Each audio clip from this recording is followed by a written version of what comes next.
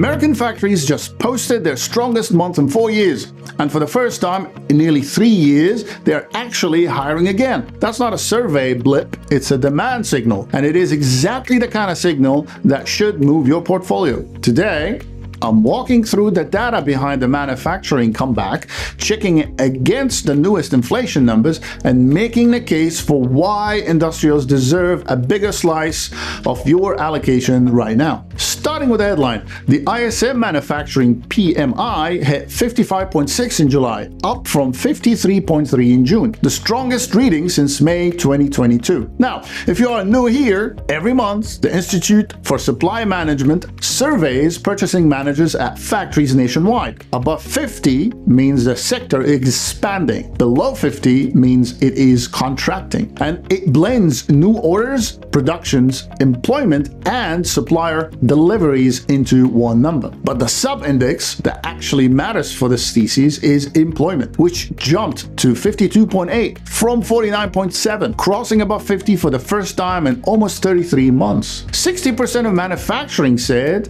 they are now actively hiring after 3 years of factories managing headcounts down or flat. That's a genuine inflection, not noise. Why are factories hiring again after such a long drought? Three forces are converging. First, tariff-driven reshoring. Now, baseline tariffs plus steep duties on Chinese goods have made building domestically cheaper than importing. Capital goods imports are running about 30% higher year over year, while consumer goods imports are down roughly 30%. That's according to Morgan Stanley, and that's what they call reindustrialization. Second, thin inventories forcing a restock. New orders climbing to 56.7 and the backlog of orders jumped to 55, while customer inventories just fell to just 40.7. That's deep into too low territory. Factories cannot fill that backlog with the headcount they had, so they have to hire. Third, policy and AI-driven CapEx tailwind. The One Big Beautiful Bill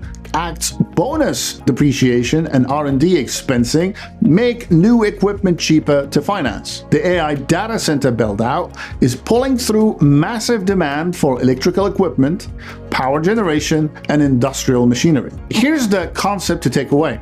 Hiring is the highest conviction growth signal that exists in this data set. Surveys reflect sentiment. Production can just be inventory rebuilding. But no company adds headcount with training, cost, benefits, and layoff risks if orders reverse. But no company adds headcount with training costs, benefits, and layoff risk if orders reverse, unless it believes demand is real and durable. When the employment sub-index moves, that's management voting with payroll dollars, not just answering a survey. And crucially, this hiring wave isn't happening against a backdrop of runaway prices. July CPI report showed headline inflation cooling to 3.4% year over year, down from 3.5 in June, with core CPI, which strips out food and energy, at 2.5, matching its lowest level since early this year. The Fed's preferred gauge, that's the core PCE,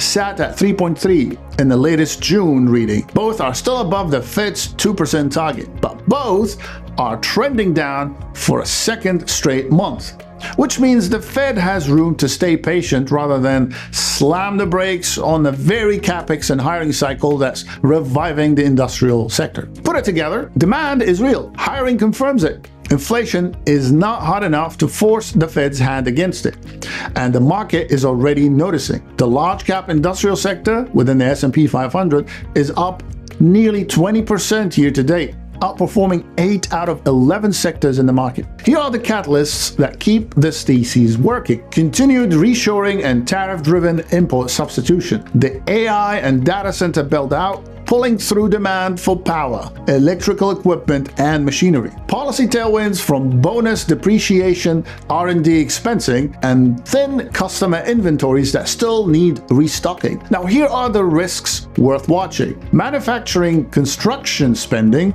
the leading indicator for future capacity, is down about 30% from its 2024 peak. Semiconductor mega projects are winding down, so today's hiring is really running on on yesterday's factories. There's also a 500,000 worker skills gap. That could cap how much of this hiring actually turns into real output. And prices paid are still elevated. If tariff and input costs do not keep cooling, margins could get squeezed. Going forward, here's what we are watching. Does ISM manufacturing employment hold above 50 for a second and third month?